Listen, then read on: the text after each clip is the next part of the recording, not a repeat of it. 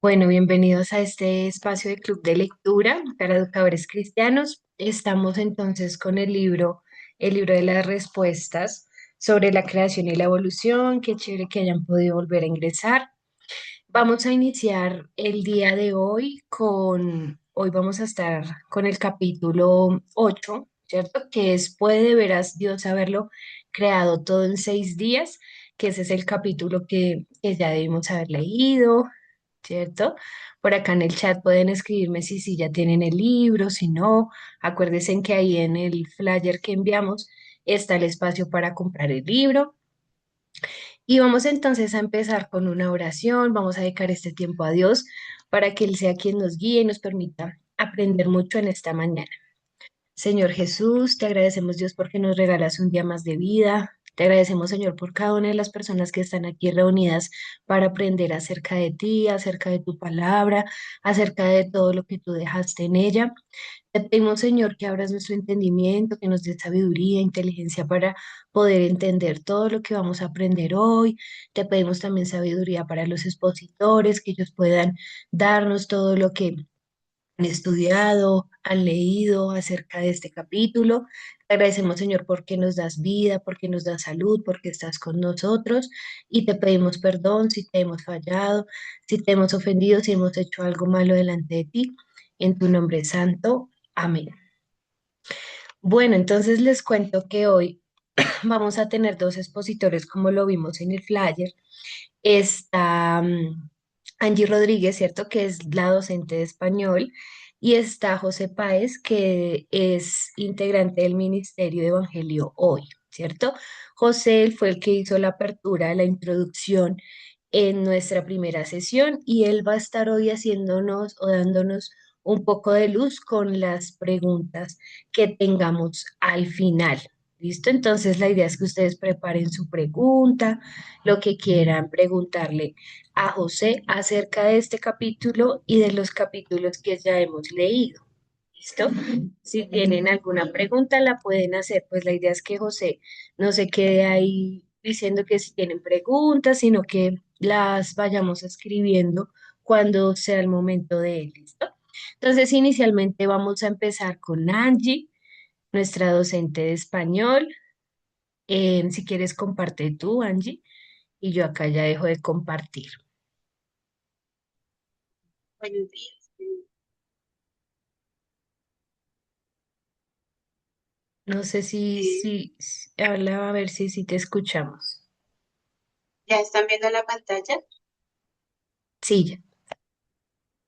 Y si me escuchan bien. Sí, señora. Bueno, entonces, nuevamente buenos días a todos.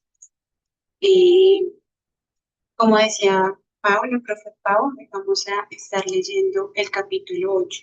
Ella ya pues, nos indicó el título, que puede ver es Dios haberlo creado todo en 6 días.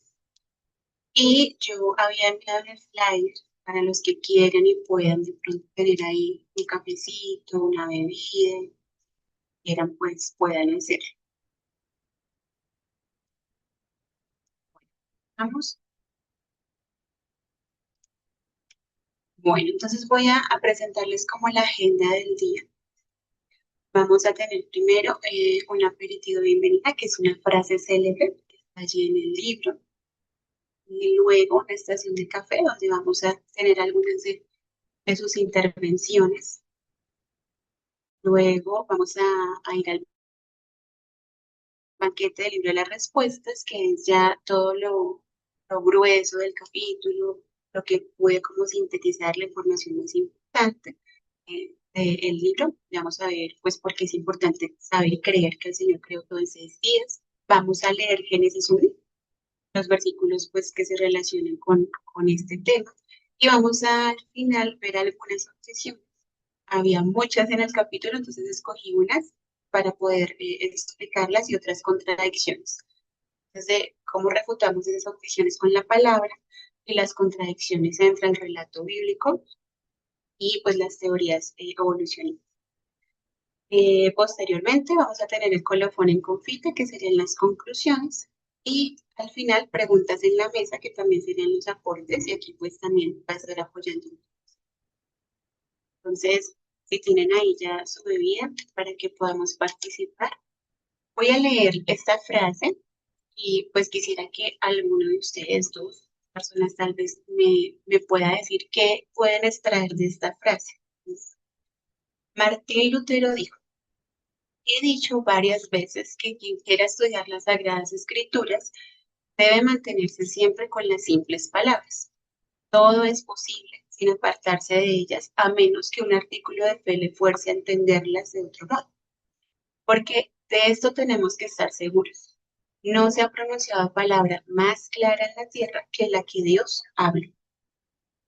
Entonces me gustaría saber qué pueden extraer de allí alguna persona que quiere participar. Julie, Buenos días para todos. Bueno, pues con la palabra donde dice que todo se puede, que es importante que siempre que leamos la palabra sepamos que todo se puede porque sabemos que para Dios no hay imposibles, que Él todo lo puede hacer y que Él lo hizo todo de forma clara en la creación de cada uno de nosotros y sabe que todo se puede hacer siempre y cuando sea su voluntad. gracias, Julie. Bueno, ¿alguien más que quiera hacer alguna aporte de esta frase? Andrea, Eh, Cuando leo esto me doy cuenta que, bueno, creo que Martín Lutero fue un defensor de solo escritura y es importante que es nuestra base, o sea, de ahí partimos, no traemos como las teorías a ver si nos aplican acá, sino que realmente partimos de la escritura y como decía la anterior intervención, es todo posible en el Señor, o sea, para nuestra lógica puede ser absurdo porque tenemos una mente finita, pero todo es posible en un Dios poderoso desde su carácter. gracias. Lauritza, Buenos días para todos. Sí, yo pienso que eso tiene mucho que ver con lo que dice en Primera de Pedro, capítulo 2, donde dice que deseemos como niños la leche, como recién nacidos, mejor dicho, la leche de espiritual, leche pura, sin adulterar de la palabra, ¿verdad? Y que por ella crecemos para salvación, ¿sí? Entonces, lo que nos ayuda a crecer, lo que nos hace crecer, realmente es su palabra, ¿no? Y, y por eso aquí el hecho de querer estudiar las Sagradas Escrituras, como dice esta cita, pues sí, son sus palabras. Y lo demás, pues nos apoya, nos nutre, pero su palabra es la que realmente nos hace crecer para salvación y en todo sentido. gracias, Lauritza. A mí me llamaba mucho la atención la manera en que cierra la frase, ¿no? La parte donde dice, no se ha pronunciado palabra más clara en la tierra que la que Dios habla. Resume muy bien lo que todas han dicho en las intervenciones que se han hecho, ¿no? La escritura es nuestra autoridad. Bueno, ahora quiero también que rememoren un poquito de pronto lo que hemos estado hablando en otras sesiones. Y esa sería como nuestra estación de café. La siguiente pregunta, si pudieras elegir una sola idea o reflexión de nuestro club de lectura hasta el momento, ¿cuál sería? ¿Qué es de pronto eso que más les ha impactado, lo que más recuerdan de todas las sesiones que hemos tenido? No sé si alguien quiera participar.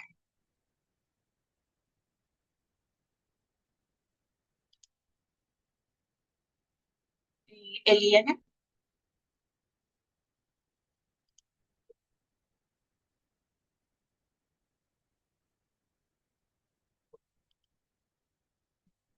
Los Ángela y luego Andrea, gracias. Buenos días. Bueno, yo elegiría dos palabras, la veracidad de las escrituras, bueno, tres. Desde el primer capítulo del libro, siempre los autores han expuesto que eso es lo que realmente está siendo atacado, la veracidad de las escrituras con otras filosofías, creencias, y eso me ha confrontado mucho.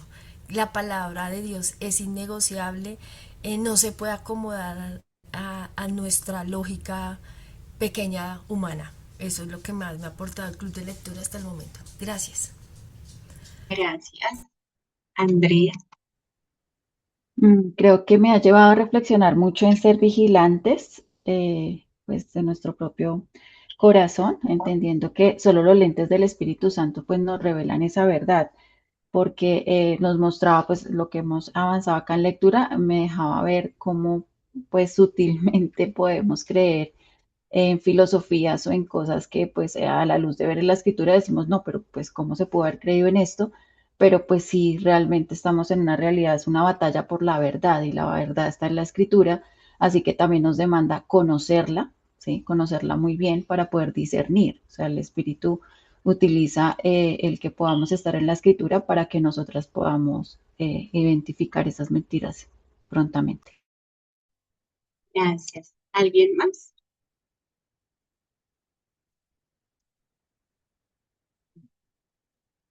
Bueno, entonces vamos a seguir avanzando.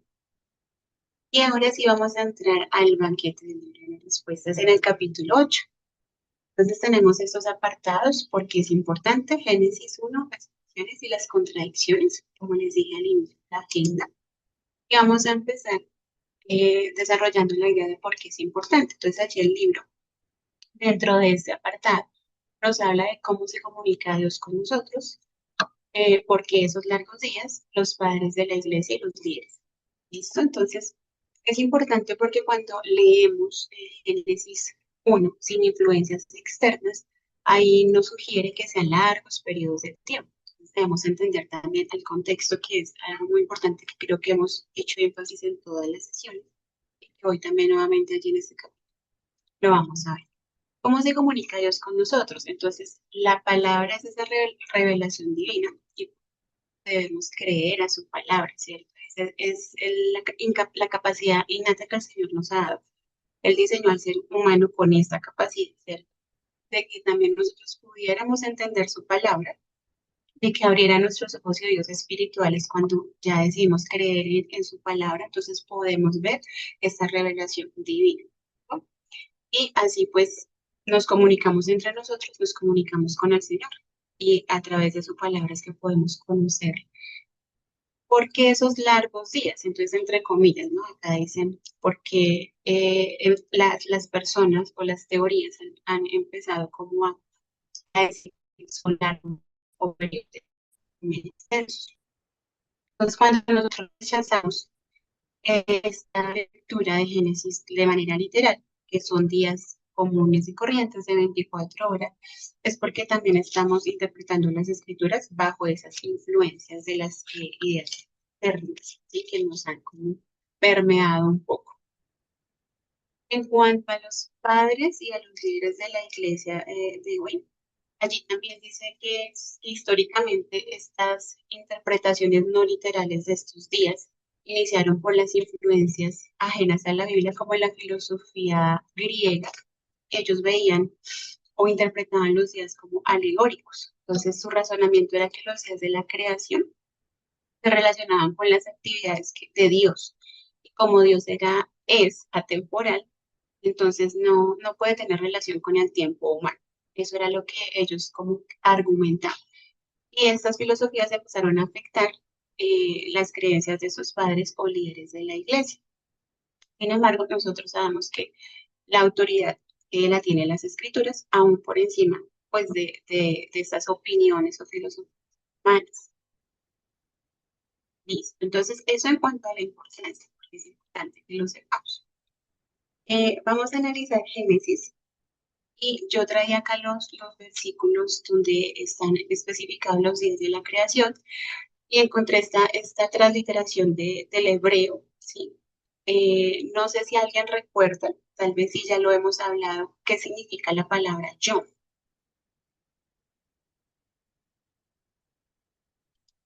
La palabra hebrea yo. ¿Qué era? ¿Qué era? ¿Qué era? Ya lo habíamos dicho, ¿no? Así. Sí. Sí.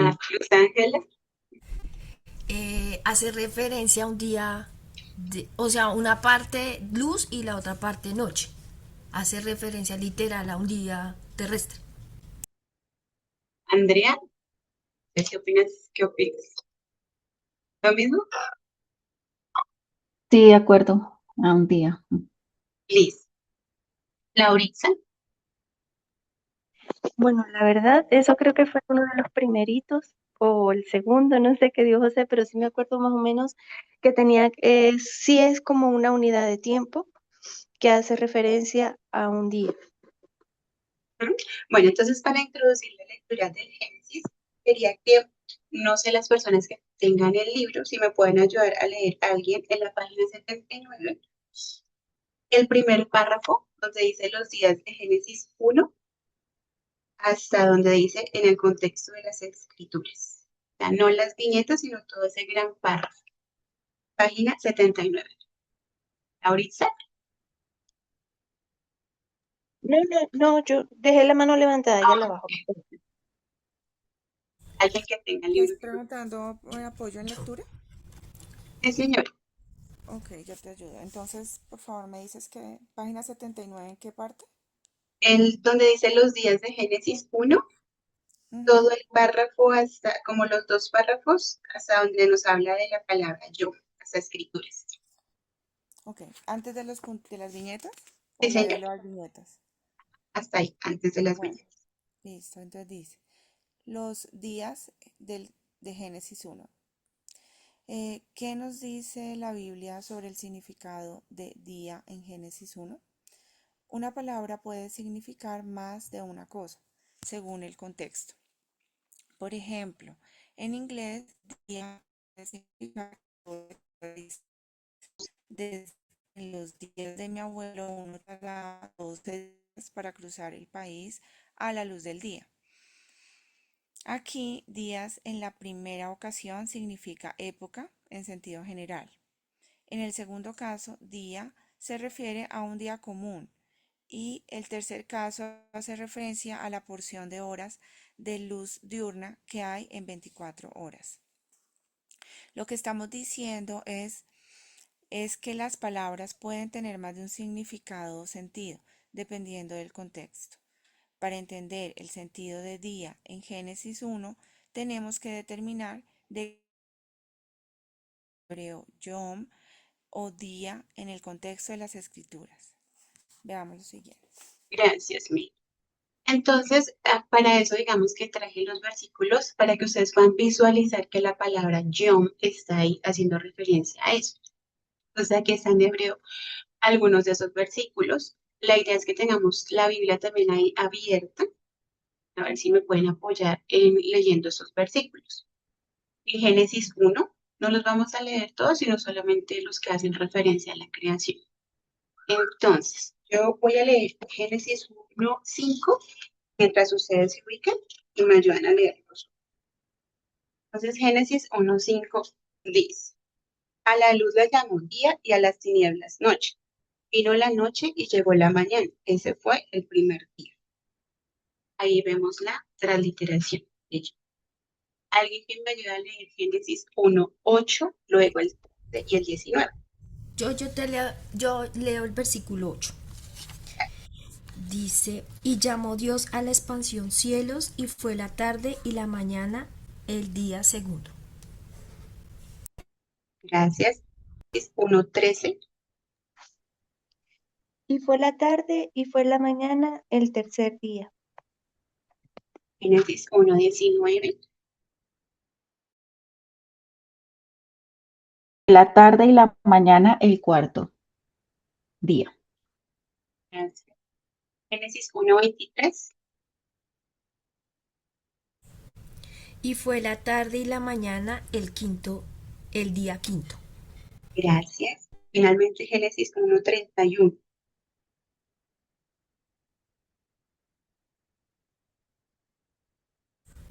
31. Y vio Dios todo lo que había hecho, y he aquí que era bueno en gran manera, y fue la tarde y la mañana el día sexto. Gracias. Entonces, como ustedes mencionaban, ¿no? Tarde y la mañana, tarde y la mañana. Esas dos palabras en conjunto son lo que significa la palabra Yom hebrea y da la connotación de un día de 24 horas.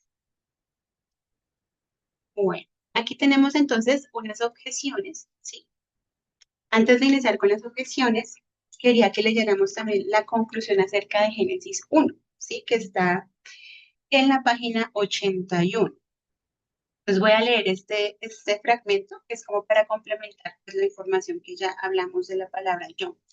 Dice, si nos preparamos para dejar que las palabras del lenguaje nos hablen de acuerdo al contexto y las definiciones normales, sin la influencia de ideas externas, entonces la palabra que en Génesis 1 significa día y que lleva como calificativo la frase tarde y mañana, y para el día 1 las palabras luz y oscuridad, obviamente nos está hablando de un día común y corriente, unas 24 horas. Aquí vamos a empezar con las objeciones. También les voy a pedir al favor que me ayuden a leer y yo las voy a explicar. Entonces, la número 1. Entonces, ¿quién me quiere ayudar a leer la número 1? Yo te ayudo a leer la número 1. La ciencia. La ciencia ha demostrado que la Tierra y el universo tienen miles de millones de años de antigüedad. Por eso los días de la creación tienen que ser periodos largos o indefinidos. Gracias. Nosotros, la sesión pasada, creo que en la última, la profe Luz Ángela habló también de esto, ¿no? De los millones de años. Y nos decía que, y también nos lo refuerza en este capítulo, que si la Tierra tuviera millones de años, entonces habría habido derramamiento de sangre antes del pecado, ¿cierto? Y esto destruiría el fundamento de la propiciación, ¿sí? Entonces, esta teoría se basa solo en suposiciones humanas y aquí están corrompiendo el lenguaje, entonces no estaríamos interpretando de manera correcta el Génesis 1. Y decía que también averigüé que en el Antiguo Testamento la palabra Yom aparece 2301 veces. Entonces no solamente está en Génesis, como día de 24 horas, sino que en el Antiguo Testamento aparece más veces como día de 24 horas. Entonces, si nosotros refutamos que Yom en Génesis 1, día no es un día de 24 horas, tendríamos que también como refutarlo en los otros pasajes, ¿sí? Pero generalmente lo hacen solo con el Génesis 1, porque están refutando pues la creación. Bueno, la número 2, objeción número 2. La leo. Según Génesis 1, el sol se creó recién en el día 4. ¿Cómo podría haber habido día y noche, días comunes, en los primeros 3 días? Gracias. Mientras explico esta, alguien que por favor me ayude a buscar Apocalipsis 21-23 y ya ahorita me ayudan con la lectura. Entonces, allí en el libro nos dice que no, no se nos dice en la Biblia de dónde venía la luz como tal, ¿sí? Pero que el sol tampoco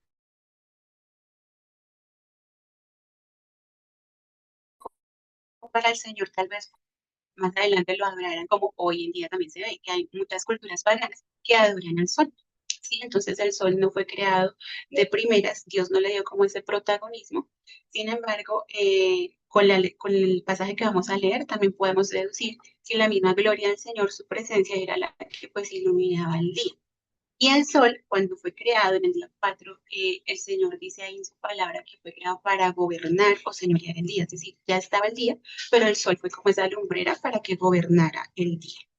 Entonces, ¿qué nos dice Apocalipsis 21-23? Yo la tengo.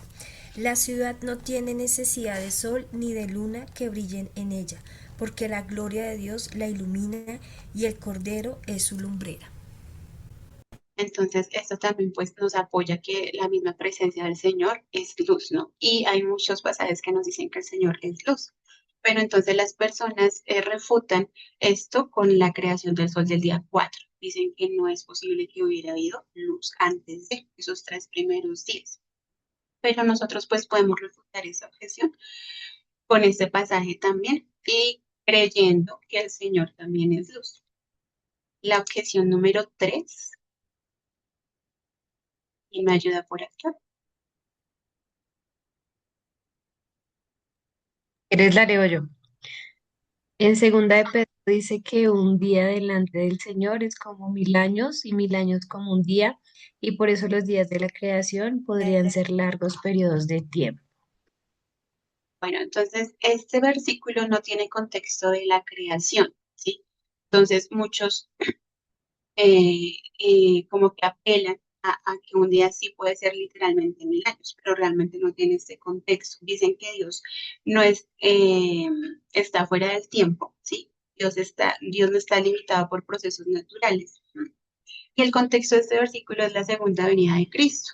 Lo que para nosotros de pronto puede ser mucho tiempo, ¿sí? Llevamos de pronto mucho tiempo esperando esa segunda venida de Cristo, para el Señor puede ser poco, ¿sí? Y también allí nos decía en el libro que si usáramos este pasaje para explicar que un día, digamos literalmente, significaban 1000 años, entonces diríamos que Jonás estuvo 3000 años dentro del pez, ¿sí? Entonces no tendría sentido.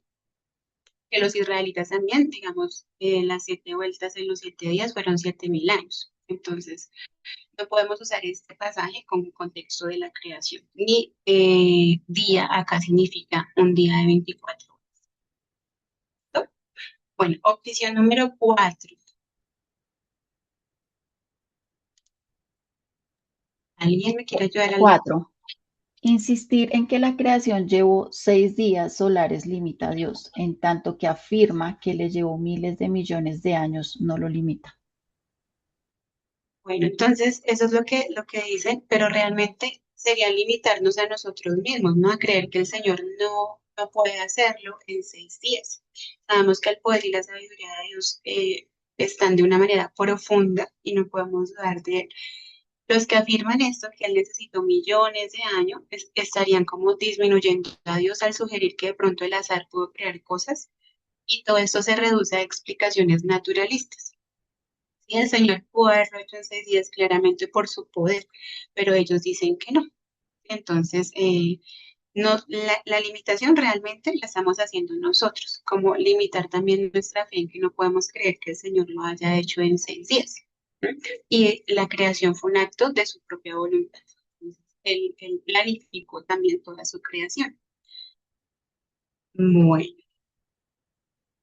estas serían como las opciones que más relevantes. Sí, hay otras allí en el libro, que los invito a que las terminemos de leer. Y vamos ahora con las contradicciones. Entonces tenemos como un cuadro comparativo. Allí también el libro nos muestra un cuadro comparativo entre el relato bíblico de la creación y la especulación evolucionista de millones de años. Entonces, como tenemos todos ahí en Génesis 1, sí, la idea es que ustedes me ayuden a buscar, yo los tengo acá, pero igual me ayuden de pronto a buscar en qué versículo exactamente podemos ver cada una de estas contradicciones. Por ejemplo, la primera que dice, la tierra antes que el sol y las estrellas. ¿Cómo qué versículo apoyaría en la Biblia de Génesis como tal esta afirmación? Y los evolucionistas se oponen a ella diciendo que las estrellas y el sol antes que la tierra. Por lo mismo que les decía también, por la adoración al sol, a las estrellas. Ellos, las culturas paganas también y todos ellos, pues tendían a adorarlas. Entonces, ¿dónde podemos ver en Génesis que la tierra antes que el sol y las estrellas? ¿Qué versículo exactamente? En el versículo 2 que dice, y la tierra estaba desordenada. Ahí ya hace la referencia de que estaba la tierra. Y al principio también, ¿cierto? Ese es el que Versículo versículo. 1. Ah, sí, sí, señor. Ajá. Y más adelante vimos que el sol y las estrellas fueron creados en el versículo 4, que fue ya las lumbreras. Entonces ahí claramente podemos ver como la relación y la coherencia de esta afirmación. La segunda, la tierra cubierta de agua inicialmente. Entonces, ¿en qué versículo podemos verlo? Y la especulación evolucionista dice que la tierra era una masa derretida inicialmente. Entonces, nosotros, ¿cómo nos apoyamos en la escritura? ¿Qué versículo creen ustedes de Génesis 1 podemos ver esta afirmación?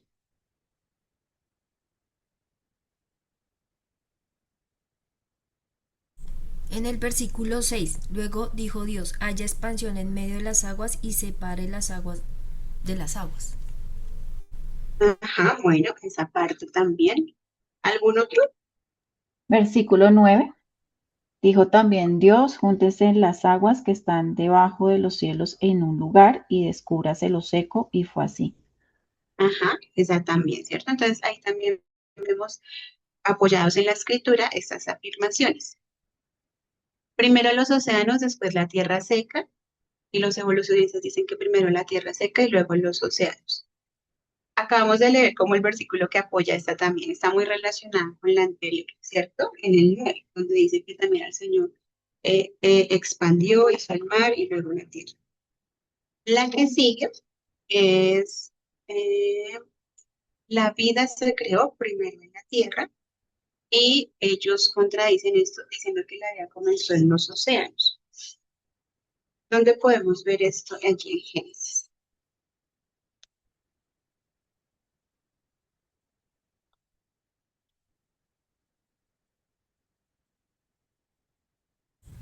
Pues yo creería que a partir del versículo 11 dice, después dijo Dios, produzca la tierra hierba verde y luego hierba de semilla, y más adelante ya en el versículo 12 produjo pues la tierra hierba verde, hierba que da semilla.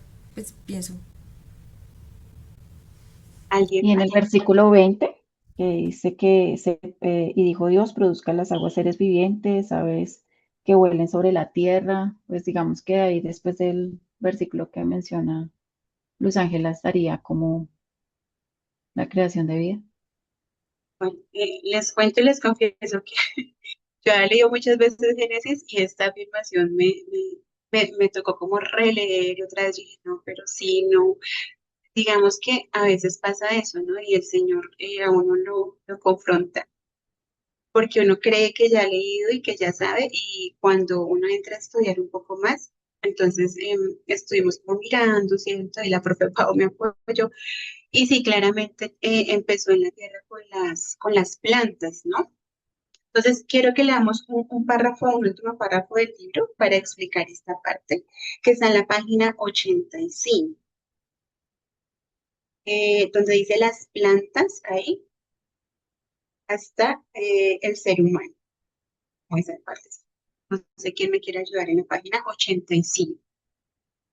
Acá lo tengo.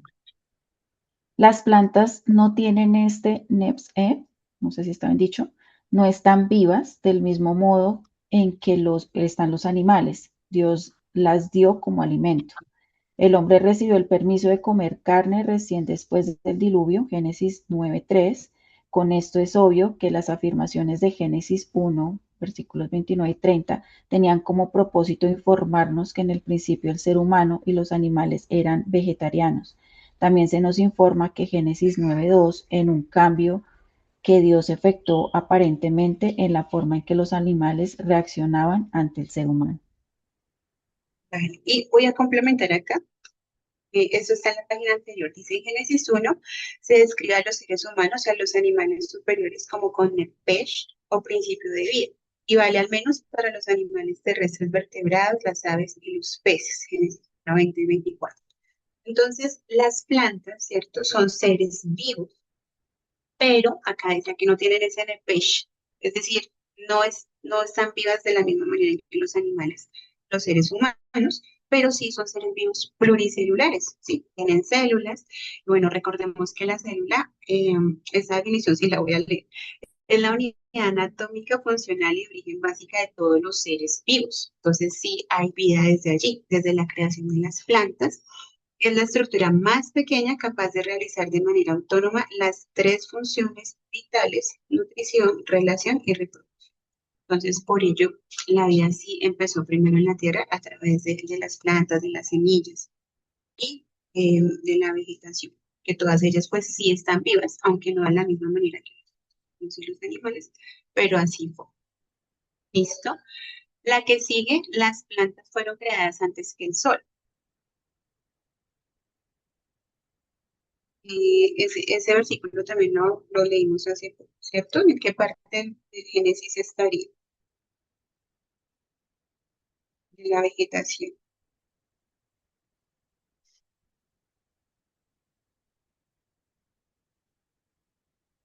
Se lo leyó la profe Luz Ángela, el 11, ¿cierto? Dice, luego dijo Dios que haya vegetación sobre la tierra, ¿cierto? Y más adelante, en el 17, en el 16, es donde aparece el sol. ¿Listo? Entonces también podemos verificar que sí es una afirmación que concuerda con el relato bíblico de Génesis 1. Bueno, los animales de la tierra creados después que las aves. En cada versículo podemos apoyar esta afirmación. Los evolucionistas dicen los animales de la tierra antes que las aves.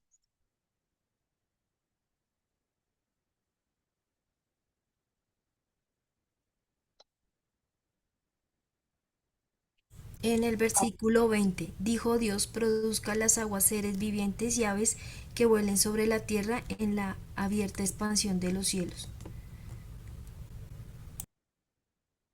Y aquí dice, creó Dios los grandes animales marinos, ¿cierto? Todos los seres vivientes. Y luego en el 24, para complementar de pronto lo que tú me dices, dice, y dijo Dios que produzca en la tierra seres vivientes, ¿cierto? Animales domésticos, animales salvajes y reptiles según su especie. Y aquí la última contradicción sería las ballenas antes que los animales de la tierra, que pues digamos hace referencia a lo mismo que alcanzamos aquí a leer, ¿no? Donde dice que primero crearon los monstruos marinos, que las aguas se llenen de seres vivientes. Entonces vemos como cada una de estas contradicciones que los evolucionistas eh, hacen o refutan, ¿cierto? Están respaldadas con la palabra del Señor.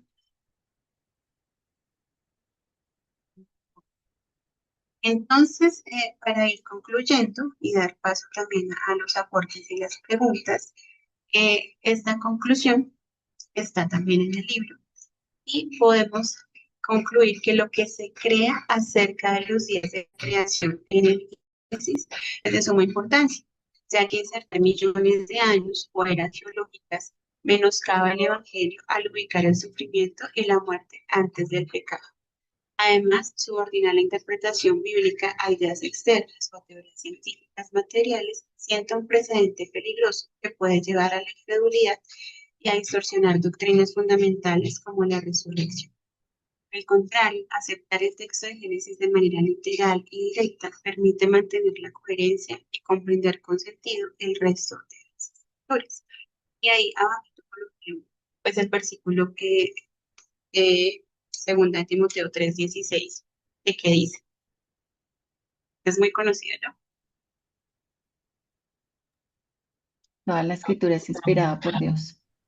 Exactamente, ¿cierto? Entonces, nosotros como creyentes simplemente debemos creer en la palabra del Señor, esa es la autoridad, porque toda ella, desde Génesis hasta el Apocalipsis, es inspirada por el Señor. No podemos creer en una parte, ¿cierto?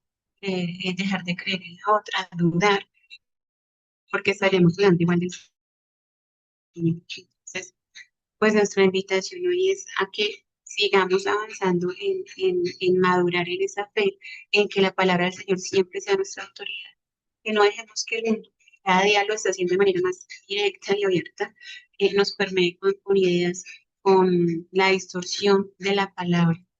La palabra permanece, ¿no? Y en la Biblia también dice que cielo y tierra pasará, pero mi palabra no pasará. Entonces, esa es la invitación para todos. Y bueno, finalmente ya serían algunos aportes, preguntas que tengan y también para darle paso a José.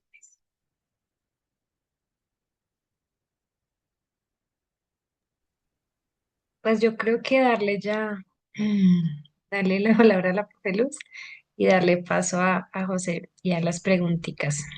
Gracias. Es que yo sí tengo una pregunta con el cuadro que nos presentó la profe que está en el libro de la página 94 y es lo siguiente. Mire. Según la creación, las plantas fueron creadas antes que el sol y eso lo hemos visto en la Biblia. Pero yo me pregunto, y ahí viene mi inquietud, es que las plantas necesitan el sol para hacer la fotosíntesis. Pues es lo que nos enseñaron en biología. Entonces mi pregunta es, venga, ¿cómo las plantas sobrevivieron para, o sea, mientras el sol aparecía? Eso es como la pregunta que yo me hago como profesora de ciencias, ¿sí? Gracias. No, no es para acorcharla, ¿no? Sino que me pasa lo mismo que la profe Angie. ¿Cuántas veces uno no ha leído Génesis? Pero son esas revelaciones y esos como, ups, que uno no se esperaba. Gracias. Perdón, y no, es que las preguntas también nos va a apoyar José Páez, entonces no vamos a corchar a la profe, sino a José Páez. Y a O sea, José ya Páez todo lo cortado. corcha. Entonces, Entonces, excelente. Esa pregunta es para José. Sí, esa pregunta es totalmente para él. Dale, José, si estás por ahí. Ah, sí, Sí, ya. sí, buenos días para todos. ¿Cómo están? Bueno, Gusto saludarlos. Qué bueno que han avanzado en este club de lectura y veo que lo están haciendo muy bien. Felicitaciones a todos. Me alegro que sí que haya esa aplicación de lo que el ministerio está haciendo y cómo está haciendo también de bendición para ustedes. Esta pregunta que dices de la luz necesaria para la fotosíntesis, ahí se puede responder de dos cosas. Una es que la luz fue creada desde el día uno. No era la luz del sol, sino otra fuente de luz. No sabemos dónde está esa fuente de luz hoy en día, o si todavía está en el universo, pero pues el sol como es predominantemente más cerca a nosotros, entonces ya quedó como eclipsada esa luz original. Pero había una luz original, que de hecho es la luz por la que podemos entender que había días de 24 horas, o sea, de tarde y mañana, porque había tierra y había luz desde el día uno. Entonces, una cosa que podemos decir es, esa luz habría servido para iluminar los días previo a que en el día cuarto el Señor ya pusiera la lumbrera mayor, el sol. Ese es un aspecto. El otro es que solamente pasó una, un lapso de unas horas entre cuando se crearon las plantas, en el día 3 y en el día cuarto ya cuando el Señor puso al sol. Entonces, no hay una diferencia de miles de años, de ni siquiera de millones de años. De hecho, algunos que intentan meter millones de años en los días de Génesis uno, o sea, digamos, interpretarlos así, sí podrían tener ese grave problema, porque de hecho las plantas también tienen dependencia de aves, de insectos para poder sobrevivir y reproducirse en un lapso de tiempo más largo. Pero si es en lapso de horas, pongamos esto, que el día 3 terminó y en unas horas después empezó el día 4, no habría ningún problema para pensar en la subsistencia de esa creación de las plantas. No sé si tengan alguna otra pregunta antes de yo darles algunas ideas o comentarios que tenía a medida que los iba escuchando.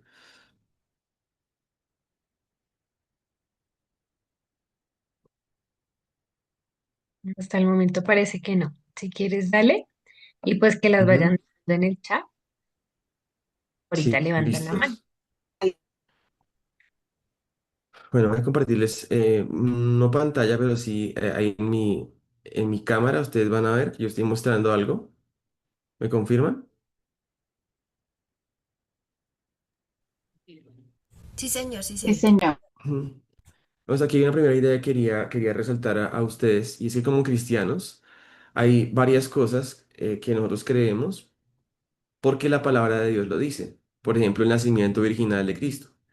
Esto no es posible desde un punto de vista materialista, ateísta, que explica todo por la naturaleza. No, nadie nace virginalmente, pero ¿por qué tú crees en el nacimiento virginal de Cristo? Ah, pues porque la Biblia lo dice y de alguna forma tú lo aceptas por fe. Y yo creo que eso ocurrió, estoy convencido de eso. Y no estoy dudando porque de pronto un científico diga que la Biblia, la ciencia demuestra que eso no es verdad. Entre otras cosas más como convertir el agua en vino, como caminar sobre el agua, imposible también, calmar la tempestad con sus palabras, resurrección de un muerto y de hecho la resurrección de Cristo mismo. Entonces, la iglesia nosotros no estamos en un dilema a ver si esto lo creemos o no, o si ocurrió o no en la historia, porque un científico venga a decirnos que eso no es verdad porque la ciencia no lo prueba.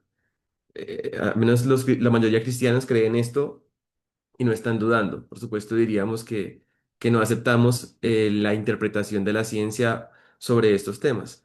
Pero la cuestión es que cuando se trata de los 6 días de la creación, cuando se trata de aún del diluvio global, los cristianos han cometido el error de, a pesar de que la Biblia lo dice, dirían, bueno, pues sí, podemos reinterpretar los 6 días, podemos reinterpretar el diluvio, porque es que la ciencia nos está demostrando una cosa diferente.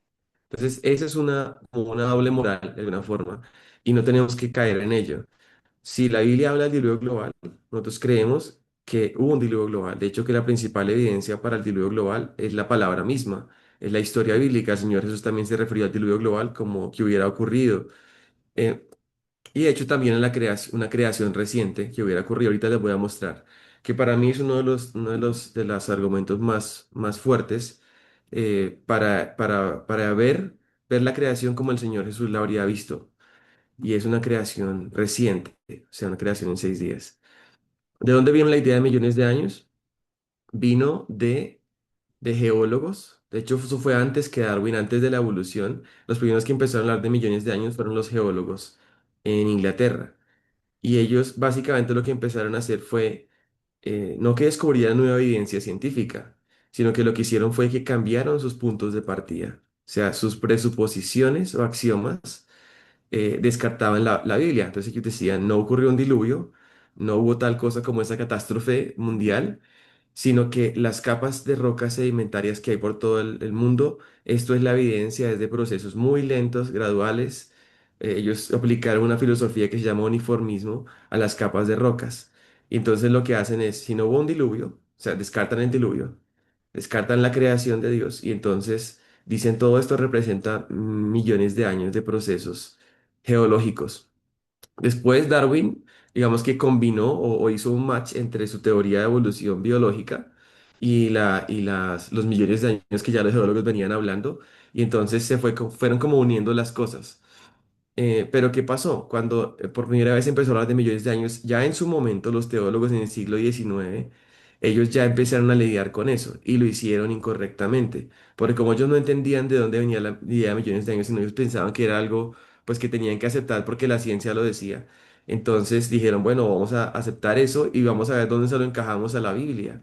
Y ahí cometieron un grave error, porque estos millones de años es la interpretación de estos científicos que han desechado la palabra de Dios y tienen ahora unas presuposiciones o puntos de partida antibíblicos, que eso es diferente.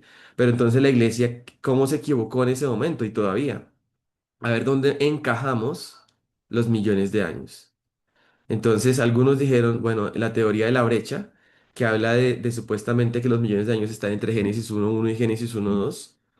Otros, evolución teísta o también creación progresiva, que básicamente es distribuir esos días de la creación, esos millones de años y evolución entre los días de la creación o también en eras o momentos de creación. Al final, cualquiera de esas posibilidades, cualquiera de esas eh, sí, opciones, ¿qué termina haciendo?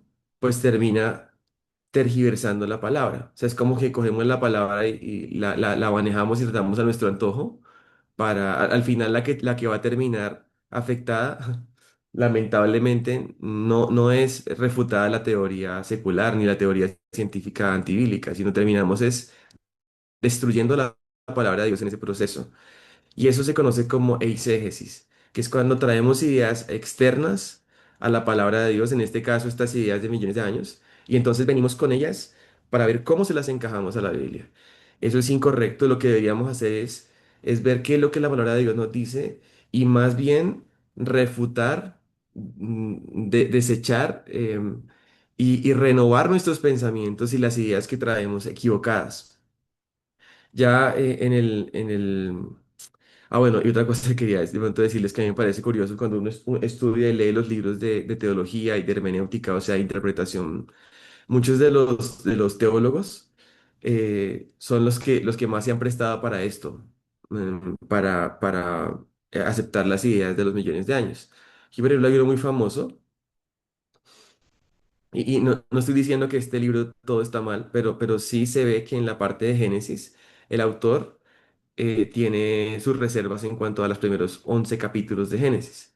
Entonces él dice, algunos autores han puesto en tela de juicio o han negado abiertamente la historicidad de muchos relatos del Antiguo Testamento. Según ellos, la trama de los primeros capítulos de Génesis es esencialmente mitológica, pero sí es cierto que no podemos negar la grandeza de esta parte introductoria de la Biblia. También es verdad que plantea espinosas dificultades hermenéuticas.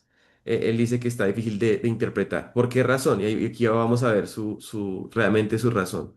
Pensar que el propósito del primer capítulo de Génesis es darnos una lección de cosmología y geología o biología evidenciaría una incomprensión total del carácter de este pasaje y probablemente nos conduciría a conclusiones contrarias a las bien probadas de la ciencia.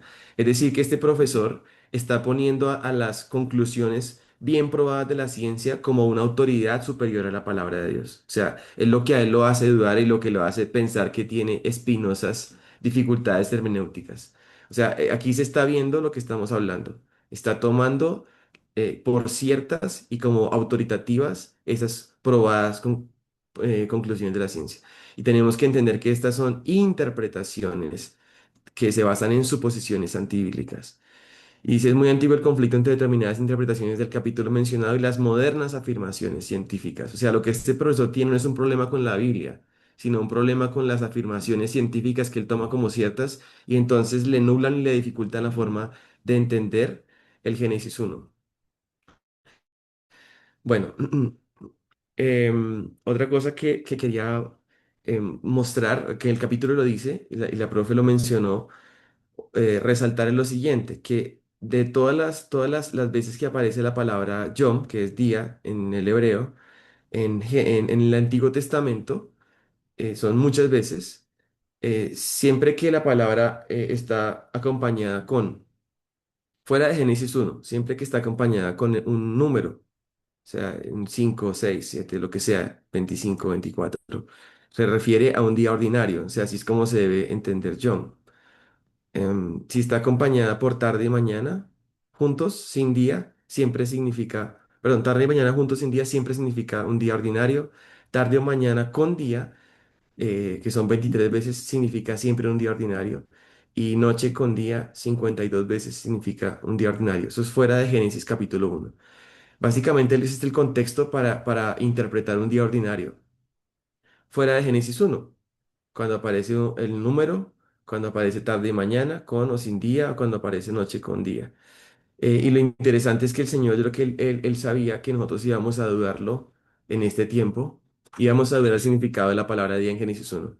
Y cuando uno lee, como lo que ustedes leyeron cada uno de los días de creación, es impresionante porque es como si el Señor hubiera querido que quedara tan claro para nosotros que no hubiera ni la más mínima duda de que esos son días literales. O sea, en el contexto del hebreo y el significado de esa palabra yom, porque aparece noche, aparece tarde y mañana un día, luego tarde y mañana, el día segundo, tarde y mañana, día tercero. O sea, no hay otra forma de leer ese significado de la palabra día, sino como un día literal, o sea, haciendo una exégesis bíblica, que el mismo hebreo nos diga cómo se debe interpretar. Claro, en algunas ocasiones, como ustedes leyeron, la palabra día puede significar un periodo de tiempo largo. Por ejemplo, así como en español. Ahí en el libro decía, allá en los días de mi padre. Entonces los días de mi padre es por allá una época de tiempo, o sea, hace muchos años, como una época, un tiempo indefinido. Tardaban 10 días conducir a lo largo de la costa pacífica durante el día. Entonces estos 10 días que se demoraban eran días literales de 24 horas, de tarde y mañana. Pero eh, durante el día era que solamente iban durante el lapso de tiempo que tenían luz. Digamos que 12 horas acá en Colombia pasan. 12 horas de luz, 12 horas tenemos noche. Entonces son tres significados distintos, pero el contexto permite determinar cuál es el significado correcto. Y en este caso, pues lo que leímos es este. Si aparece tarde o mañana, si aparece un número con Yom, o si aparece noche también, día y noche. Bueno, otra cosa que me pareció muy, muy importante es que Éxodo 20:11 que es la misma Biblia interpretando la misma Biblia. En Éxodo 20, el mandamiento de guardar un día santo, santificar el día de reposo, viene de esto, de que Dios en 6 días hizo los cielos y la tierra, el mar y todas las cosas que en ellos hay y reposó en el séptimo. O sea, Éxodo 20 está hablando de 6 días de creación y un séptimo descanso en donde fueron creados todas las cosas. Y esto también, esos 6 días, o sea, Yom con el número 6, son días literales. Miren que dice que los cielos y la tierra se refiere a todo el universo, el mar y todas las cosas que en ellos hay. O sea, no es que hubiera dejado algo para otro lapso de tiempo, no, lo que está diciendo es en esos 6 días, todo. El cielo y la tierra, que básicamente el universo, todo. El mar y todas las cosas que en ellos hay y reposó en el séptimo día. Y finalmente, para mí, una de las cosas más concluyentes en personalmente, es lo que el Señor Jesús dijo. Cuando le preguntaron por el tema del divorcio, y él les respondió y les dijo, que al principio de la creación varón y hembra los hizo. Y por eso el hombre dejará a su padre y a su madre y se unirá a su mujer y será una sola carne, por tanto lo que Dios junto no lo separa el hombre. Casi siempre esto no lo ve con el tema del divorcio, pero miren acá, al principio de la creación, varón y hembra los hizo. O sea, el Señor Jesús, que es de hecho el creador de todas las cosas, el Logos por quien fueron creadas todas las cosas que estaba antes del principio, que es eterno y que es Dios mismo. Él conociendo cómo la historia se vería, él dice, en el principio de la creación, varón y hembra los hizo. O sea, para el Señor Jesús, el principio de la creación coincide, a menos que con una diferencia de 6 días, con Adán y Eva. O sea, el principio se refiere a los días de la semana de la creación, básicamente. Ahí está el Señor Jesús aproximadamente 4000 años después del principio de la creación o de Adán y Eva, el primer hombre y primera mujer. Pero si es que fuera cierto que hay un principio de la creación por allá hace 13,8 mil millones de años en el Big Bang, entonces el Señor Jesucristo estaría hablando equivocadamente. O sea, Él entonces está equivocado porque si es que esta línea de aquí abajo representa los 13,8 mil millones de años desde el principio, entonces Adán y Eva estarían aquí prácticamente casi pegados al Señor Jesús, apenas 4000 años en este último pedazo de la historia. Entonces, ¿quién estaría equivocado? ¿Está equivocado el Señor Jesús o está equivocado los que plantean un principio millones de años antes? Yo creo que el que se equivocó es otro, pero que Jesús no se podría equivocar nunca jamás. Entonces, para mí, esa es una forma, la forma de Cristo de ver el principio, dónde está el principio, dónde está Adán y Eva, y eso pues al final coincide con los días literales. Otra cosa es el diluvio de Génesis. Como les decía, los personas que negaron el diluvio, o sea, eran científicos deístas. O sea, ellos sí creían en Dios, pero creían que Dios había dejado el, básicamente el mundo a sus procesos naturales en su momento, estos geólogos. Pero el diluvio es un evento que básicamente borraría los millones de años. O sea, si hubo millones de años de procesos, entonces no hubo un diluvio. Son dos cosas que no encajan. O el diluvio representa el registro de esa inundación global y los fósiles y las capas sedimentarias de roca depositadas en el diluvio, o representa los millones de años. Y ese es el problema para muchos cristianos que no aceptan los días literales, sino que aceptan millones de años. ¿Saben qué terminan? Hacen una concesión en los millones de años y la siguiente concesión, ¿saben cuál es? Tienen que negar el diluvio global y lo tienen que reinterpretar como si fuera un diluvio local. Y eso ustedes lo van a leer, si leen un poco, investigan un poco más de esas teorías de millones de años cristianas metidas en la Biblia, se van a dar cuenta que resultan negando el diluvio global y lo interpretan como un diluvio local, que eso tampoco tiene sentido con el mismo relato bíblico y con las observaciones que se ven acá. Entonces eso es importante de entender. También en su momento hablamos, si ustedes recuerdan que hablamos de los métodos de datación, algunas personas creen que los millones de años básicamente están probados por los métodos de datación, pero los métodos de datación no son confiables. ¿Por qué? Porque también tienen suposiciones sobre el pasado que no se pueden probar y que han demostrado dar resultados equivocados. Hay un programa de investigación que sí hizo respuestas en Génesis y el Instituto para la Investigación de la Creación se llama ICR, que es como otra organización de creacionistas. La investigación se llamaba RATE, que era la datación por radioisótopos y la edad de la Tierra. Es como era como el proyecto que ellos tenían. Entonces, en RATE lo que hicieron fue analizar la datación por radioisótopos, la datación radiométrica, y ver si realmente esa apuntaba a millones de años o a una Tierra joven. Y hicieron varias pruebas. En este caso, ese es el Monte Santa Elena, un volcán que erupcionó en 1980, creo que fue. Sí. Explotó, toda la montaña explotó. Entonces, a medida que se fue formando lava, después de la explosión, se fue como otra vez formando una cúpula de lava. O sea, es como rocas nuevas que se forman. Ellos tomaron muestras de esas rocas nuevas que se estaban formando y las llevaron a laboratorios. Ese es el domo que estaba formando nuevo, a laboratorios de datación radiométrica. Y las rocas daban edades de millones de años, cuando ellos sabían que esas rocas eran recientes. O sea, se han formado apenas unos poquitos años desde que desde que erupcionó el volcán en el 1980. Entonces, daba resultados equivocados para esas rocas. Entonces, lo que ellos hicieron fue para otras muestras más que recolectaron en erupciones, daban fechas también equivocadas. Eran rocas muy jóvenes, pero daban fechas muy antiguas. La pregunta que ellos plantean es si la datación por radiométrica o por radioisótopos no da fechas correctas para rocas que sí conocemos su edad. ¿Por qué vamos a confiar en fechas que da para rocas que desconocemos su edad? Entonces, ¿por qué puede darse esto? Porque hay suposiciones involucradas en la datación radiométrica. Les voy a enviar un videito cortico que explica como de una manera animada estas suposiciones que hay en la datación radiométrica. Básicamente se tiene que hacer una suposición en la cantidad de elementos padre e hijo, también en cuanto a la tasa de cambio, que ha sido constante durante todo el tiempo. Y la otra suposición es que no ha habido un proceso externo que haya agregado o removido elementos padre e hijo durante todo ese proceso. Las tres suposiciones son cosas sobre el pasado que realmente no saben. Y aun cuando podemos saber en el presente cuántos elementos hay, cuál es la tasa de cambio presente, no estamos seguros de que en el pasado esto como haya sido. Y esas suposiciones, si una sola está equivocada, el resultado va equivocado. Así todos los cálculos estén bien, si una suposición está mal, da un resultado equivocado, que es lo que está demostrando las pruebas del proyecto RATE. Y finalmente el tema de la muerte, que probablemente sea uno de los más graves, porque cualquier idea de millones de años que uno ponga en Génesis 1, básicamente lo que estamos poniendo es eso, millones de años de muerte, de espinos, de cardos, de cáncer, de depredación, de derramamiento de sangre antes del pecado de Adán. Entonces, eso pues en el Evangelio tiene unas consecuencias importantes.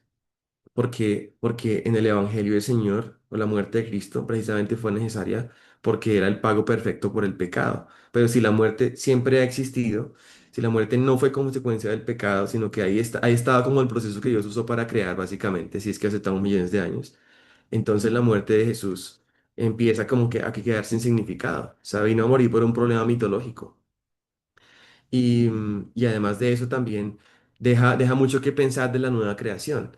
Si pensamos en cómo Génesis nos muestra una creación original, buena, sin muerte, sin enfermedad, sin dolor, creada en 6 días, que el Señor puede decir, buena en gran manera, donde se alimentaban todos con hierba y con plantas. Entonces, ¿qué esperamos de la nueva creación? Buena en gran manera, sin muerte, sin llanto, sin enfermedad, sin depredación, sin cáncer. Pero si es que la primera creación fue así, llena de corrupción, ¿qué esperaríamos de la nueva creación? No, no, esperaríamos que también tenga todavía muerte. Al menos uno diría, bueno, podría tener muerte animal. Los que meten millones de años, yo diría, no, ni siquiera muerte animal. Ni siquiera la muerte animal, ni la depredación animal, ni los cardos y espinos, ni el cáncer es bueno. Eso no. Ni siquiera en los animales es algo bueno. Y yo en algún momento decía, bueno, teológicamente tengo muchos argumentos para pensar que no había muerte animal antes del pecado. Y eso podemos hablarlo después. Pero un día tuve una experiencia en la práctica en la que yo ratifiqué y dije, no, la muerte animal de ninguna manera es algo bueno. O sea, no pudo ser parte de lo que Dios dijo, esto es bueno en gran manera. Un día en una visita donde un amigo, tiene una serpiente de mascota y la alimentaron con un patito. El patito, pues obviamente, pues fue la comida de la serpiente y para nosotros fue algo aterrador porque no, o sea, era algo feo. Mi hija que se había encariñado con el patito, pues ella lloraba. Yo también me conmoví ese día porque dije, no, esto no es algo que si fuera bueno no tendríamos por qué gritar y llorar al ver eso. Es algo que está fuera del orden y también me hace pensar en algo, que el sacrificio de Cristo no solamente nos salvó a nosotros nuestros pecados, ni nuestra alma y nuestro espíritu, sino que tiene el impacto para resucitar nuestros cuerpos físicos y también para reconciliar todas las cosas en el cielo y en la tierra, o sea, para traer un nuevo orden de la creación, un nuevo cielo, una nueva tierra en donde ya no habrá nadie que diera a nadie, como decía Isaías en el capítulo 11, en donde esa obra del Mesías tendrá un impacto tal que aún podría el cordero y el lobo estar juntos o podrían comer el león y el buey otra vez la paja, como era en la creación original. Entonces, al final de todo esto, el punto aquí es de autoridad. Creo que es un tema de autoridad porque Dios hubiera podido crear en millones de años, Dios hubiera podido usar la evolución, Dios hubiera podido crear en un instante, como decía, de hecho, Agustín de Hipona decía que Dios ha creado en un instante, ¿para qué demorarse 6 días? Pero el punto no es que hubiera podido Dios haber hecho, porque Dios puede hacer lo que Él quiera, sino el punto es qué fue lo que Él dijo que hizo y si estamos dispuestos a creerle. Entonces se vuelve un tema de autoridad, ya ni siquiera un tema de ciencia para un cristiano, sino un tema de autoridad. O sea, el Señor, ¿qué fue lo que Él nos dijo claramente y si vamos a creer o no? Si vamos a usar las ideas de los hombres para reinterpretarlo. Pues bueno, ahí les dejo estas ideas, comentarios que quería hacerles.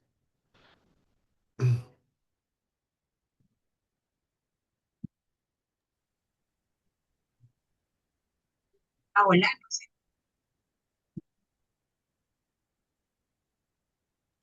Y aquí estoy. Y ese fue una clase, eso que me demoré mucho. Ya casi. ¿Qué te iba a decir? Bueno, no sé si alguien tiene alguna otra pregunta. Creo que Joana. No sé si ya se fue. Aló, bendiciones. Buenas. Dale, No, Joana. no era pregunta. Yo quería dar un aporte, pero pues no sé si por el tiempo sea prudente. Eh, pues sí, dale, dale, Joa, pues no, no tan largo. Dale. Vale. Bueno, voy a como a intentar resumir todo lo que quería hablar. Igual, don José Páez, pues tocó muchas de las cosas que yo quería decir. Y una de esas es la autoridad, que yo creo que era el punto más importante que yo iba a decir también. Porque a la final no es un debate técnico, yo creo que es ese tema de autoridad. Y desde, por ejemplo, mi área, que es la filosofía, eh, realmente puede parecer como contradictorio o chocante cuando se confrontan estas áreas, ¿no? Pero cuando uno mira realmente quién tiene la última palabra sobre la verdad, pues las teorías humanas que cambian con cada generación y todo eso, pero el creador no cambia jamás, él es inmutable. Entonces, cuando nosotros abrimos el Génesis, no estamos leyendo una hipótesis que necesita ser como aprobada por el pensamiento secular de turno en ese momento. Y estamos leyendo la palabra de Dios, que es soberano, que es todopoderoso, que escribió con su propio dedo en Éxodo 20, que en 6 días hizo los cielos y la tierra. Entonces creo que esa ni siquiera se refuta. Yo creo que muchas de las cosas que hacemos ahora, obviamente como dice el libro, como se llama, no es el libro de las respuestas. Y pues lamentablemente a veces se quiere agradar como a la cultura y a veces cedemos esa autoridad de la Biblia que está desde su primer versículo. Y yo siempre me refiero como a los estudiantes porque es el motor del colegio, ¿no? Entonces, ¿qué le estamos enseñando nosotros a nuestros estudiantes? Entonces, siempre yo creo que una de los motores más importantes es decir que la escritura solo es verdad. Entonces, no solamente que es verdad cuando el mundo lo valida, que son todas las teorías, todas las cosas. Entonces, yo creo que eso es importante. Nosotros debemos reconocer la autoridad absoluta de la palabra y ella, dado esa autoridad que tiene, pues cobra todo el sentido y nosotros mismos como docentes, como padres, como cristianos, entenderemos ahí el orden perfecto de la creación, si se toca temas de la gravedad. También de la cuestión del pecado, de la gloria de la redención en la cruz, que habló muchísimo don José. Entonces, yo creo que es importante tener todo esto en cuenta cuando nosotros le enseñemos a nuestros estudiantes. Debemos amar la investigación, debemos amar la ciencia con rigor, pero sobre todas las cosas, a rendir el corazón y la mente ante la máxima y única autoridad, que fue lo que habló todo el tiempo don José, y es la palabra limpia, pura y suficiente. O sea, no creo que necesite más. Entonces, es eso. Muchísimas gracias. Listo, gracias, Joa. Vamos con la señora Araceli. Dale, te escuchamos. Hola, buenos días.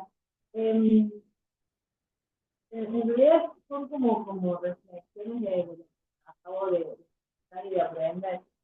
Sí, cierto, si la Tierra fue creada en miles de años, el diluvio entonces también tiene que ser contado en miles de años.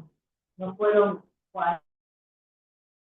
haber sido 40.000 años, para que esas capas que mostraba José hayan sido miles de años para que el diluvio coincida con, con, con la cantidad de años que tiene la Tierra, ¿no? Entonces digo, si lo ponemos a la edad de la Tierra eh, creada hace miles de años, el diluvio entonces también fue en miles de años.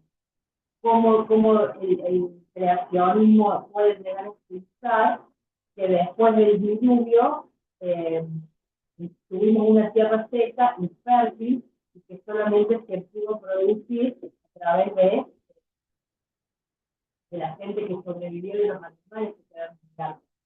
Entonces, por eso que también caen en el error de creer que el diluvio solamente fue en un sector y no un diluvio universal, cuando también hay pruebas en América, sobre todo en Perú, en Argentina también tenemos que hubo una gran inundación de la tierra.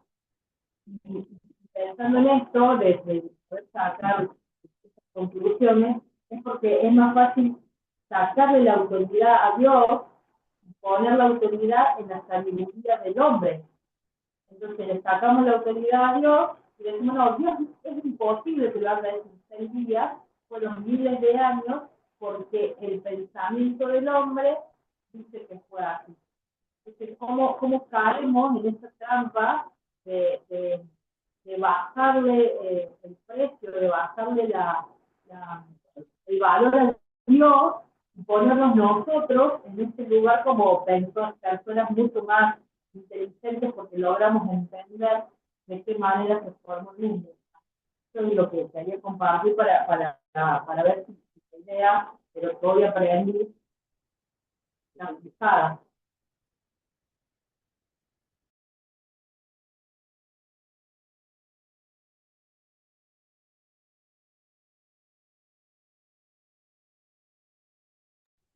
Gracias. Listo, gracias. Bueno, entonces creo que no había más preguntas. Gracias a José por su tiempo, gracias a Angie. Y vamos entonces a finalizar. Ay, creo que Meli escribió algo en el chat. Dice, si el sol fue creado en el cuarto día, ¿cómo pudieron existir tarde y mañana durante los primeros 3 días? Pues creo que ya la habías dicho. Dale. Sí, porque desde el día uno ya había una fuente de luz, el Señor ya había creado la luz, entonces ya había luz y tierra, entonces ya había tarde y mañana desde el día uno. El sol en el día cuarto simplemente vino como a reemplazar o a hacer una nueva fuente de luz, Ajá, y que que lo es la que apoyan. conocemos hoy en día. Este versículo que está Ujú. aquí, Meli, es el que apoya lo que dice José. Gracias, Mm. José. Bueno, entonces vamos a orar, vamos a finalizar recordándoles que tenemos entonces club de lectura, no el siguiente miércoles, sino el 9 de septiembre, ¿cierto? Esa es nuestra siguiente sesión de este club de lectura para que todos participen a las 7 de la mañana. Y va a estar con nosotros Milena Bernal y Alexis Perilla para que todos lo tengamos ahí presente y participemos igual. Vamos entonces a orar, vamos a finalizar agradeciéndole también a la profe Angie por su participación, por toda su ayuda. Entonces vamos a orar, Señor Jesús, gracias Dios por este tiempo que nos permitiste hoy, gracias Señor porque nos permitiste aprender demasiado. Te agradecemos Señor porque nos das un día más de vida, de bendición para poder estar aquí. Te agradecemos, Señor, por todo lo que nos das. Te pedimos que sea hoy un buen día, que podamos cumplir con todo lo que tenemos que cumplir. En tu nombre santo. Amén. Gracias a todos. Dios los bendiga. Que tengan buen resto de día. Chao. Gracias.